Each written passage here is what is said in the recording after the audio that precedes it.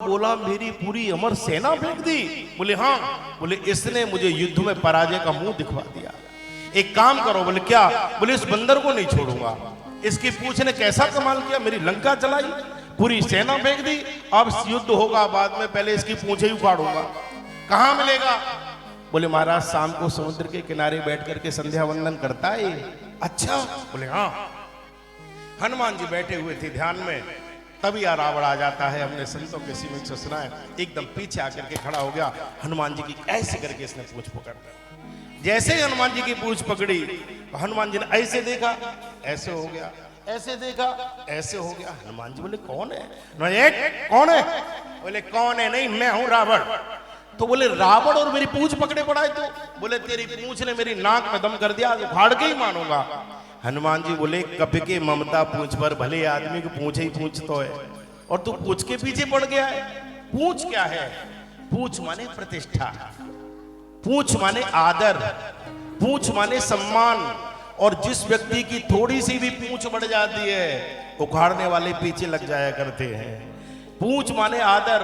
आप किसी के यहाँ उनके घर गए, साथ चाय की भी नहीं पूछा उन्होंने, अरे खाने की नहीं पूछा उन्होंने, बैठने तक की नहीं पूछा, शादी में अरे बोले हमको तो पूछा ही नहीं। अथवा उनकी पूंछ माने पहुंच, प्रतिष्ठा, अरे लखनऊ तक पूंछ है साहब, उनकी बोले दिल्ली तक पूंछ है, बोले उनकी बोले योगी तक पूछते। तो पूंछ माने प्रतिष्ठा। जैसे ही व्यक्ति की प्रतिष्ठा बढ़ती है, दुर्जन उसे खींचने के लिए तैयार हो जाते हैं। रावण ने पूंछ पकड़ ली। हनुमान जी बोले नहीं छोड़ेगा? नहीं छोड़ूंगा।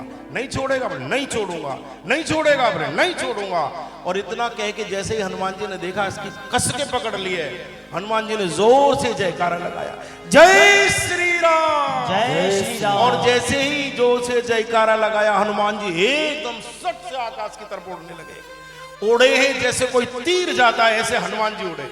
अब ये पूंछ छोड़ नहीं पाया, तो पूंछ पे ही लटक गया। एकदम ऐसे हनुमान जी जा रहे हैं, ये पूंछ पकड़े है।